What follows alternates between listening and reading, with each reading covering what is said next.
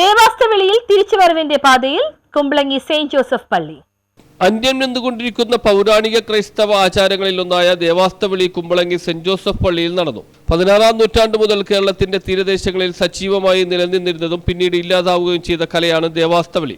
എന്നാൽ ഇപ്പോൾ അത് തിരിച്ചുവരവിന്റെ പാതയിലാണ്. ചെല്ലാനം, കണ്ണമാലി, സൗദി, മാലാശ്ശേരി, കാട്ടിപ്പറമ്പ് മേഖലകളിലും ദേവാസ്തവിളി അരങ്ങേറിയിരുന്നു. നോമ്പിന്റെ ആദ്യ ദിനം മുതൽ ഈസ്റ്റർ വരെ നീളുന്ന പൗരാണിക ക്രൈസ്തവ ആചാരങ്ങളിൽ ഒന്നാണിത്. പ്രത്യേക പ്രാർത്ഥനകളും നോമ്പും പരിത്യാഗ പ്രവൃത്തികളും നടത്തിയാണ് ദേവാസ്തവിളി സംഘം തയ്യാറെടുപ്പ് നടത്തുന്നത്. പോർച്ചുഗീസ്, തമിഴ്, മലയാളം, സുറിയാനി ഭാഷകളിലെ വാക്കുകൾ ഉപയോഗിച്ചാണ് ദൈവസ്തുതിക്കായി ഇത് തയ്യാറാക്കുന്നത്. രാത്രിയുടെ അന്ത്യയാമങ്ങളിലാണ് ഉച്ചസ്വരത്തിൽ മരക്കുരിശും മണികളും കൈകളിലേന്തിയാണ് ദേവാലയങ്ങളിലും വീടുകളിലും സംഘം ദേവാസ്തവിളി നടത്തുന്നത്. ഓശാന ഞായറാഴ്ചത്തെ കുരിശിന്റെ വഴിക്ക് ശേഷം കുമ്പളങ്ങി സെന്റ് ജോസഫ് പള്ളിയിൽ നടന്ന ദേവാസ്തവിളിക്ക് പോൾ വെളിപ്പറമ്പിൽ, സേവ്യർ തറപ്പറമ്പിൽ, ജേക്കബ് ചിറമേൽ, പോൾ കടവിപ്പറമ്പിൽ, ജോസി വട്ടത്തറ, വിക്രമത്ത് ജെയ്ക്കോ എന്നിവർ നേതൃത്വം നൽകി.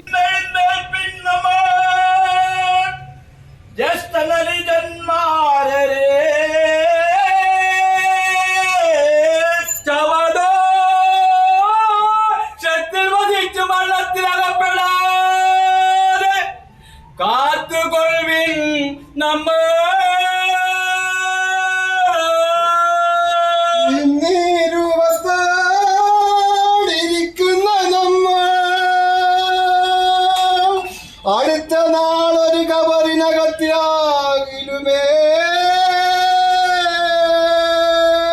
ആയസിന്റെ ഒടുക്കമെത്രയും നിമിഷം മരണം നിശ്ചയമായതുമേ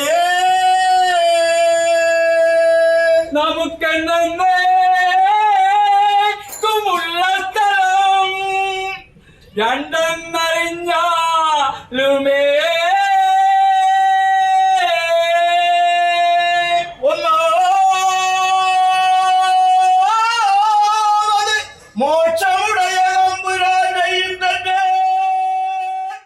വികാരി ഫാദർ ആന്റണി നെടുമ്പറമ്പലിന്റെ സാന്നിധ്യത്തിൽ നടന്ന പൗരാണിക ആചാരകല ശ്രവിക്കാൻ ഇടവക ജനം തടിച്ചുകൂടിയിരുന്നു. News bureau, Kumbalangi.